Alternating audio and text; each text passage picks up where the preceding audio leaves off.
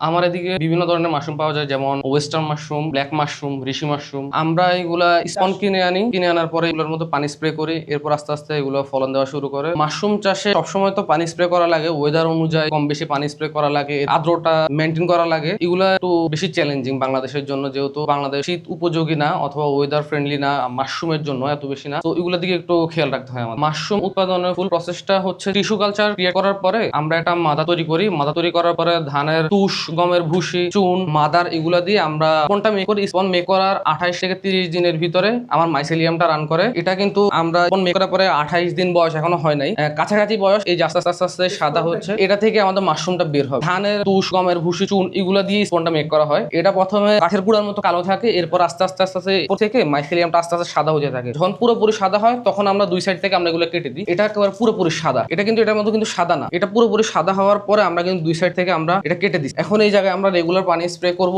পানি স্প্রে করার পরে কিছুদিন পরে এরকম ভাবে ফলন দিবে। ফলনগুলো প্রায় 2-2.5 মাস পরে এগুলো আস্তে আস্তে ছোট এবং কালো হয়ে যায়, এরকম টাইপের হয়ে যায়। আগে 500 গ্রামের ছিল আমার এরকম বড়, প্লাস অনেক হেলদি, অনেক ওজন ছিল, ওয়েট ভালো ছিল। বাট যখন আস্তে আস্তে বয়স হতে থাকে তখনই এটার পরিমাণ অনেক ছোট হয়ে থাকে, কালো হইতে থাকে। দেখলেই বোঝা যায় যে এটা বেশি দিন ফলন দিবে না। 500 গ্রামের একটি স্পন থেকে আমি 220 থেকে 30 গ্রাম এরকম ফলন পাই। এই স্পন গুলা কিনে আনার পরে পানি স্প্রে ছাড়া তেমন কোনো আহামরি কোনো কাজ থাকে না এই পর্যায়ে। এটা হচ্ছে যারা স্বাস্থ্য সচেতন মানুষ আছে ওনারা কিনে, যাদের ডায়াবেটিক আছে, হাই প্রেশার আছে, হার্টের প্রবলেম আছে, ওনারা এটা সুপের সাথে খাইতে পারে, তরকারির সাথে খাইতে পারে। এটা স্বাস্থ্যের জন্য অনেক উপকারী। আমাদের যারা ডায়াবেটিকের রোগী আছে তাদের রক্তের ভিতরে কোলেস্টেরলের মাত্রা বেশি, মানে সুগারের মাত্রাটা বেশি থাকে, ওদের প্রেশারটা কন্ট্রোলে রাখার চেষ্টা করে। মাশরুম অনেক প্রকার আছে, 2000 প্রজাতির মাশরুম আছে বাংলাদেশে, 5 থেকে 6 প্রজাতির মাশরুম আছে। আমার এই পণ্যটা যে শুধু সবজি হিসেবে খাওয়া যায় জিনিসটা এমন না। আপনি চাইলে এটাকে তাজা মাশরুমটাকে আপনি শুকনা মাশরুমে রূপান্তর করতে পারেন, আপনি চাইলে এটাকে গুঁড়া মাশরুমে রূপান্তর করতে পারেন। আমি যখন শুরু করেছিলাম 1500-1600 টাকা এরকম একটা অ্যামাউন্ট দিয়ে আমি শুরু করেছিলাম। তখন স্টুডেন্ট ছিলাম, তো স্টুডেন্ট লাইফে তো এরকম আহামরি টাকা ছিল না আমার কাছে, তো যা ছিল ওইটা নিয়ে শুরু করে দিয়েছিলাম।